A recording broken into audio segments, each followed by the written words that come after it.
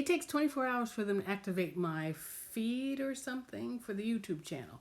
So next time I'll try and do it on both platforms, but it's not going to work now.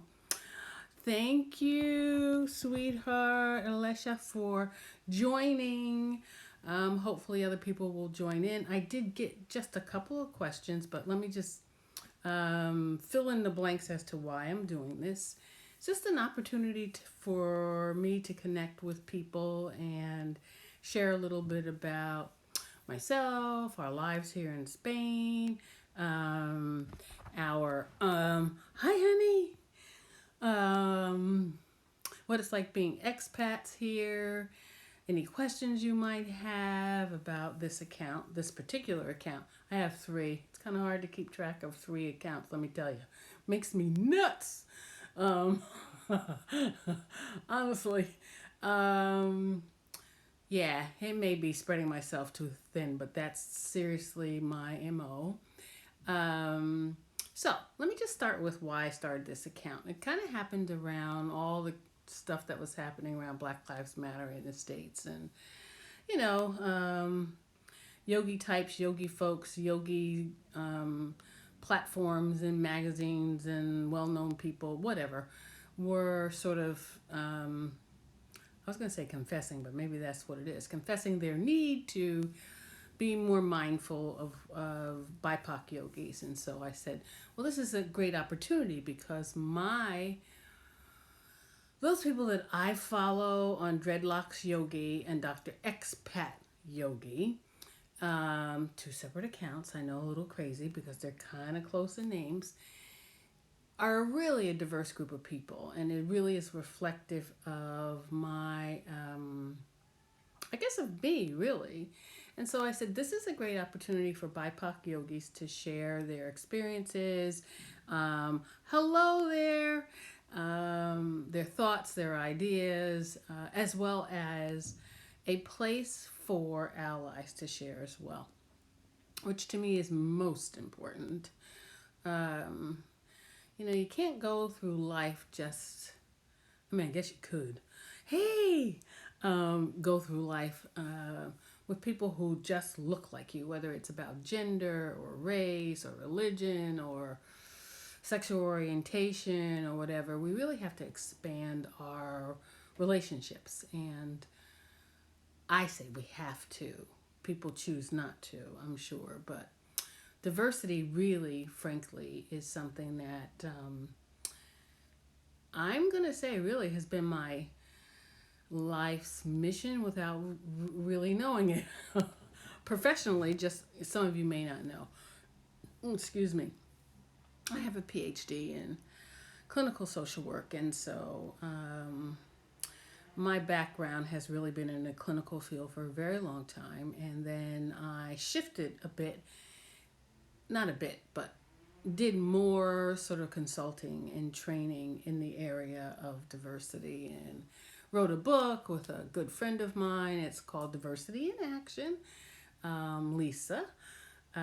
We both were trainers and consultants for the Anti-Defamation League of B'nai B'rith, and we were often paired together. And one day, one day I said to her, I said, Lisa, we should write a book.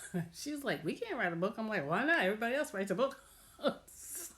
So, yeah, she bought what I said, and we wrote this book called Diversity in Action, and it really is focused at people who work with middle, high school age kids, but also can be used with adults. And it has a myriad of activities and some theory, but it really is an activity-based book, so that if you work with kids or you work with a group, regardless of the group age, that there are things that you can do around eliciting and having discussion around difference and inclusion and diversity. And so we wrote this book. Oh my God, I should have really looked ages ago. But you can find it on Amazon, actually. And in writing the book, just a little bit about my relationship with her. Lisa and I paired together, but we became very close friends, and we have Both have two sons, and they were sort of stair steps. One of mine was older than the next one of hers, and the next one of mine, and the next one of hers. And she was born and raised in Tennessee, a Baptist, a Southern Baptist. She's white. And I was born and raised in New Jersey, a black Baptist, not white. um, and we had so many things to share, and she became such an ally. I mean, the stories that I could tell and share about our relationships with one another, and the times that she supported me and I supported her in doing trainings for profit organizations, well known places that I won't name, as well as for nonprofits. And so I've been doing this work for a really long time, and becoming a yogi, or doing yoga. What does becoming a yogi mean, really? I mean, honestly, it's just a thought. So in doing that, and knowing that allies really are people who should not look like you. They're people who support you regardless whether you're there in front of their face or not. They are people who will go to bat for you and those like you, and celebrate you. And I like to see myself as an ally for people of European descent who are allies for me, as well as allies for other BIPOC folks. So I started this, and I hope to grow it. Please, please, please share with folks. Please follow, subscribe, do all that good stuff, and comment and whatever. I read something that said going live actually kind of helps to broaden your audience. So I'm hoping to do this more often. So there you have it. That's kind of why I started this. So I asked a little late, unfortunately. I should have asked this maybe 2-3 days ago, if people had questions that they wanted me to respond to. I did get one from Kim. Hi, Kim. And she wanted to know, we live here in Spain, and we've been here, technically we've been here, this would be going on our third year. And the story behind moving here is I have a friend whose sister lived here, and that friend came to visit us. She spent the night. She was traveling from, I think, Miami. We were living in Pompano Beach in Florida. And she spent the night, and she had these beautiful pictures of this place near her, where we live now. And her sister lived here. And she says, Sharon, I think I'm going to move here. Well, I saw the pictures, and I was like, Fred. Now, mind you, we had sold our house in Fort Myers, Florida. And in selling the house, we were really pretty clear that we were not going to buy again, because we weren't really sure where we were going to stay, live, whatever. We've always been that way. And we ended up moving to Pompano Beach. And we were both like, wow, it's really pretty. And we've traveled to Spain before, on cruises. By the way, if you ever want to go on a really inexpensive cruise, do a transatlantic. Seriously. Extremely, extremely inexpensive. You would think that they're really expensive, although now we have COVID, so there's a little bit of a caveat there.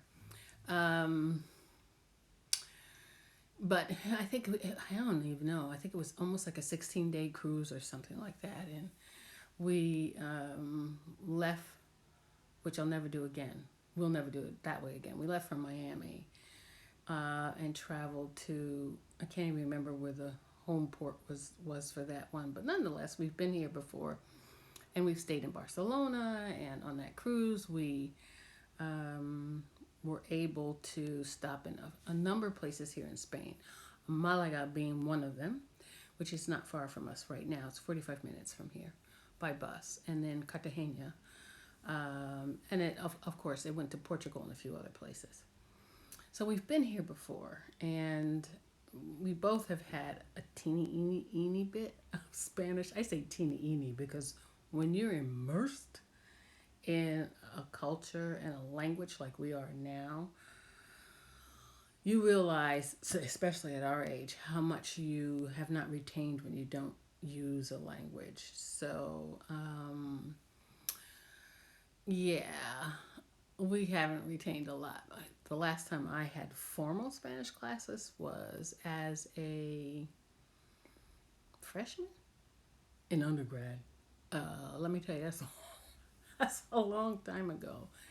Nonetheless, Spanish being somewhat easier than many other languages. So, needless to say, we decided to move here. And it was during a period of time that was, I'll get into that probably later, but it was during a time where there was a health crisis for us in the States with Fred, and we were really worried we weren't going to be able to get here. So we're here, and it is fascinating. Kim had this question about what healthcare is like here. What are our options for healthcare? Um, as people who are not, we do not have residency. If you understand it from the very literal sense.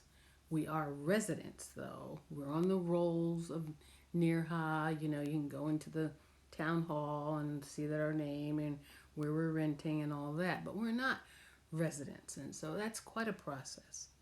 So the visa that we're on currently really is a visa that's the tourist visa, which is really, honestly, you're supposed to spend 90 days out of 180 and then you're supposed to leave. I'll get back to that too. Yeah, because right now we're just a teeny bit over that, but we'll see. Um, and in doing that, you have to you have to have your own health care. We are both on Social Security. Fred is fully retired. I'm really semi-retired. I still teach online university for the University of Arizona. And technically, we both still do a little consulting, although because of COVID, there's been a whole lot less of that. We had our own consulting business. I guess I shouldn't say had, we kind of still do have. But we're not doing any travel now. You know, it didn't matter where we lived because we traveled everywhere, whether it was within the U.S. Hey, Kim, within the U.S. or outside the U.S. But now we're not doing any of that. So you have to have your really. I just was saying, Kim, that you had asked about healthcare. So we use our hello, sweetie. Indeed, we get to talk soon. I was going to share about who's coming up next, but anyway, I digress. um, um, yeah, what was I saying? Anyhow, we use our our Social Security and our Medicare, so to speak, and so we don't have health insurance here. But I will say this about I think in all of the EU, I don't know, it may even be the world. I don't know, but so don't quote me on that. In the EU, Spain is number 5, I think. It could be 3 or 5. I really need to check. Where the healthcare system here is really, really good. It is a socialist country, and they are right now, the party in control is rather conservative. So, there are a couple of websites and YouTube channels that I follow so I can keep up on the politics of things. But nonetheless, out of pocket medical care here will blow your mind because it is cheaper than what you would pay for copay. Now, a lot of you aren't as old as we are. We're old farts. But Medicare doesn't cover everything. And there are lots of things that you have to come out of pocket for. And forget it. I mean, if you're someone who has to have health insurance in the U.S., it's just ridiculous. And I know Alesha is in Canada, and gosh, maybe that's something we can talk about when we have our discussion. But I'll give you an example. To go to a doctor here, so for a just a doctor's visit, right? Fred has gone several times, more than several, to, we call him Dr. H. He's actually from the Netherlands, and he's been here in Spain a very long time, and he's wonderful. So is his wife. We just saw him yesterday. Saw her yesterday. She's just such a sweetheart. It's a $40 office visit. He goes to the office visit, talks to the doc. Doc gives him a script. He gets 3 scripts, right? Goes to the pharmacia, and it is under 20 euros for the medications. Because of the issue in his neck, some of you know, Fred is a cancer survivor, oral cancer, and still adjusting from last year. He broke his jaw eating peanut butter and jelly. You can ask me questions about that later. I'll fill in the blanks if you're interested. And it's largely because of the radiation. Radiation causes brittle bones, and he opened his mouth to eat peanut butter and jelly sandwich. Actually, that would have been in that was December 2019. Broke his jaw. And so we had to wait like 2 months because we couldn't get a flight. It was awful. I mean, it really was awful. Nonetheless, flight back to Miami so that he could meet with his main doctors that did the initial surgery. Fred had to have just last month, a CT scan with contrast. You know, that's the dye stuff, whatever. We're going, oh my God, how much is this going to cost? Because we couldn't get back to the States because of COVID, blah, blah, blah, all this other stuff, right? We go, I knew we had to go to Malaga in order for him to get it.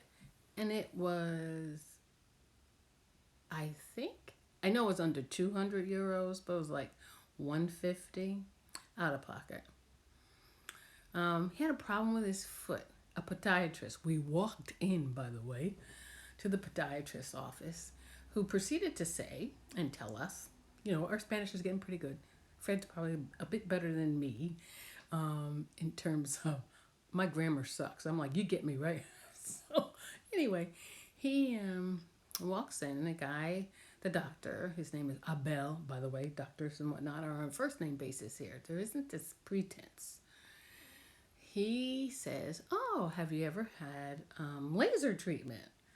So, long story short, we walk in, no appointment. He gets laser treatment on his foot.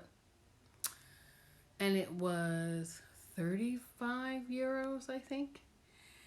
It's mind-boggling. So he went back. I think he had to go like 4 or 5 times. He's not had a problem. He has plantar, what is that? Fasciitis or whatever that is. Mm-hmm. I got my teeth cleaned. It was less than 40 euros. So that's all to say that out-of-pocket cost here can be less than what you pay for your copay, but way less than what is charged in the States. So far, so good. Our intention is to get back to the States, we hope, in April. Looking at the COVID, this is a whole nother story. Looking at the COVID vaccine, which here they're having a bit of it's all politics. It's fascinating. This place is fascinating about the politics. So we won't be able to get the vaccine here anytime soon. Not that I'm all for it just yet. Another long story, but as to why. I am not one of those really crazy theorists, by the way.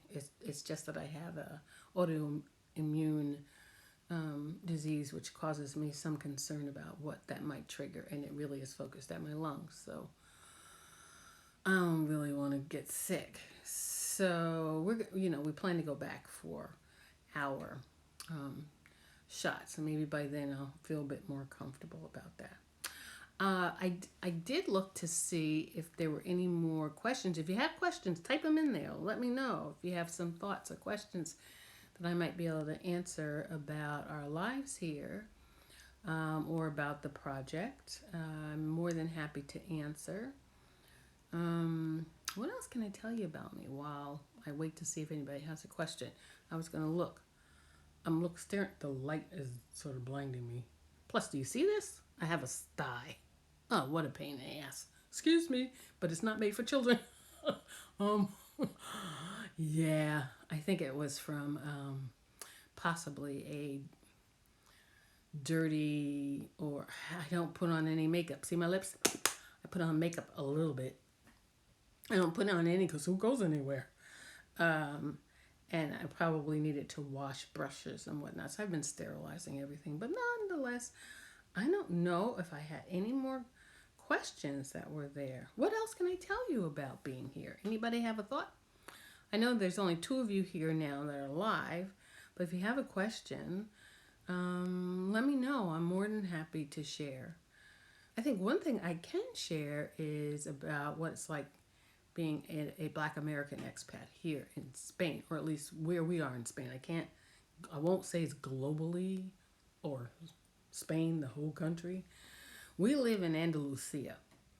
It is the largest region in Spain, and it is southern Spain. And people often, when they think of it, they think of Costa del Sol, which is where we live. Oh, I can answer that. And it's lovely. It's well, I won't say it's hotter than some parts of Spain, but it's very pretty. And it's here our COVID numbers are lower than in other places, right? You are hard pressed to see any African Americans. You're hard pressed to see anybody American. You may see North Americans, Canadians, yes, but not people from the U.S. And the Canadians generally come around now, which nobody's coming because of COVID and restrictions and whatnot, along with the British. The people of African descent that we see are people who are African nationals, who, in all honesty, are extremely, what's the word, resistive to connecting, which is interesting. So I've said hola to women on the street, and it's like I am invisible, and they look through me. Which is like, for me, I'm like, what's the problem? What is your problem? um, it, and it doesn't matter. And the men sort of as well. And so Fred said he speaks to the men. Oh, good question. He speaks to the men and they respond. So let me answer these two questions. What made you leave the U.S.? What made us leave the U.S. are a combination of things. We came to Spain because we were a little bit familiar. Hello, sweetie. With Spain, felt like we could speak the language, had a little bit of a connection with a friend. But the reality is we wanted a place where we could travel to places that was easy access to travel to places we haven't been before, which we have done that travel, all preempted by COVID, of course, along with the cost of living. The cost of living here is incredibly inexpensive. Um, so that is the main reason. Main reason. We pay right now, have no problem telling you, we pay for a 3-bedroom, 1-bath, wish it was 2. There's that snobbery of an American citizen. I have a lot of snobbery that I've been dealing with, and I need to get a grip. We pay 650 euros a month for this, and our expenses outside of that, including internet and electric and water. What else is there? I'm trying to think. It doesn't even add up to an additional €100 a month. So, like I said, extremely inexpensive. Food, plentiful, all the things that I love, fresh vegetables and all that kind of good stuff. Seafood, I mean, everything's so cheap. And, I can go buy a kilo of clams and it's like €2.50, which may be what, like three, well, it sucks now, the exchange rate, but like three something maybe. So that's why we left and decided to move. And we're sort of an adventurous, in a lot of ways, couple. And we always thought that we could, if we didn't like it, we could come back. We do have stuff that's still in storage in Florida. We haven't sent for it yet.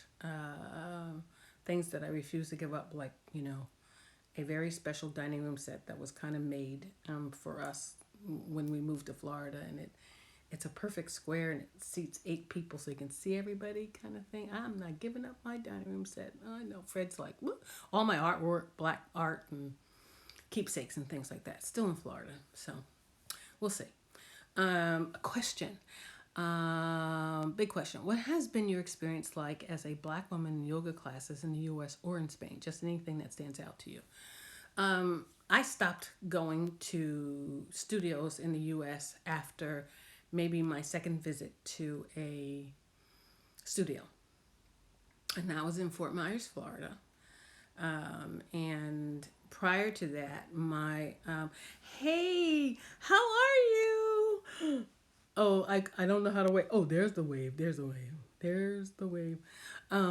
There's Owen. Owen's going to be on soon. So I started my yoga with my Zumba teacher, Becky, white woman, in Fort Myers. And I was going to Zumba, but she was also teaching yoga. Loved her to death. Had so much fun with Zumba. I love my Zumba. And she would teach every so often a yoga class we were doing the Zumba at a stadium, and I'm glad you're excited. I'm excited to have you, Owen. And she would do it in this side room, and it just seems so. And I always thought about, let me try it. And this is maybe going on almost 9 years ago. I started yoga at 60, so that's 8 years ago. So long story short, she moved her yoga classes to a park that was not far from us. We lived downtown Fort Myers in a historic district in a 10 towers. There's 10 towers right on the Caloosahatchee River, which empties into the Gulf of Mexico. Gorgeous place. Only people of color there. Only. I want you to know, only. And that's because we sold our house, and the short story of that is we needed a place to live because our house sold very fast in Fort Myers. So I could probably do a whole thing on what it was like to live there. So anyway, so I went to that, and then she started doing yoga at the beach. And in both places, I could count the number of people of color. Me being the darkest one, for sure. And there were a couple of Latinas who would regularly come. But I love Becky, and I made such great friends there, and enjoyed the classes. But, in the back of your head, when you're a person of color and you look around, you're like, what the heck is this?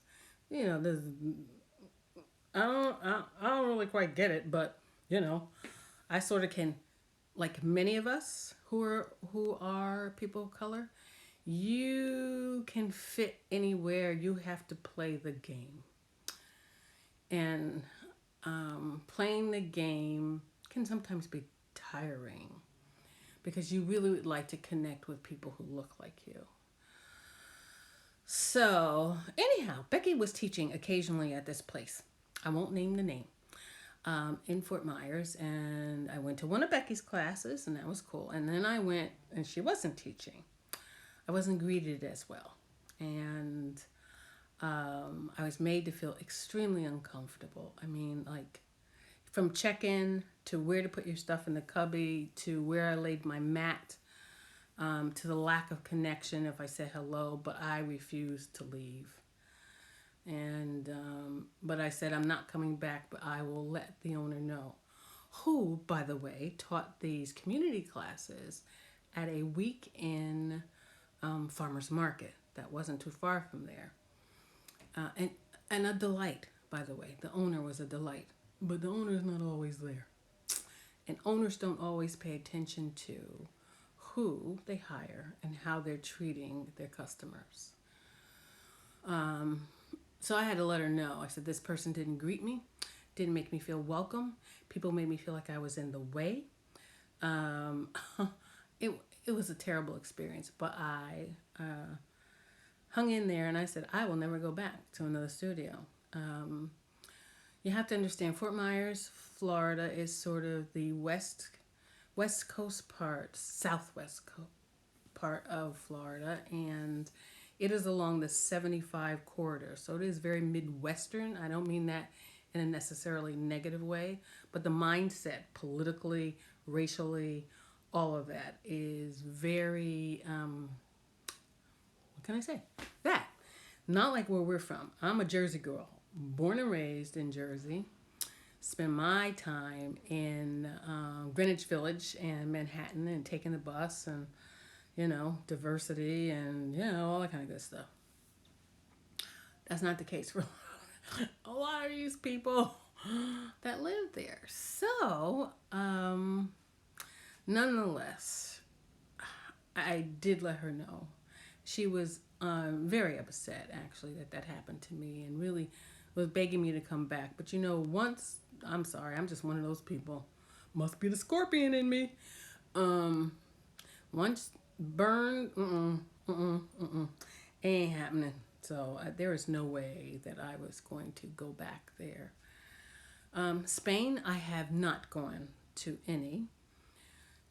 There is a place that's not far from here, and there are places prior to COVID that people gave lessons on the beach. I was prepared to teach. I had navigated and negotiated. We belong to the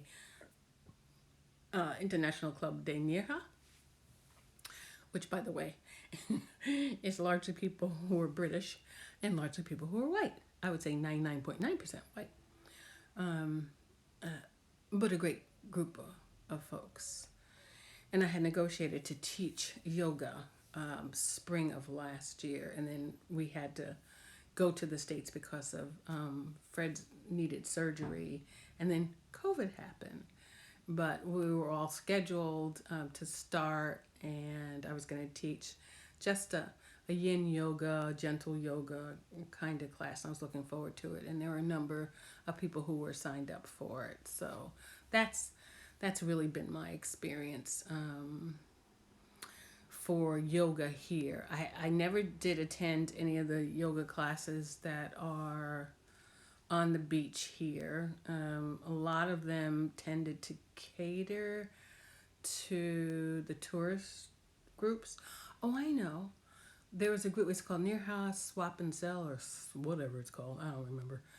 And I sort of inquired to see if people were interested. And there were a number of people who were interested in private lessons. I did teach privately, by the way, when I was in Florida. And I did do a community class at the beach in Pompano Beach, which was just, by donation or not, was a fun class, and it was a diverse class.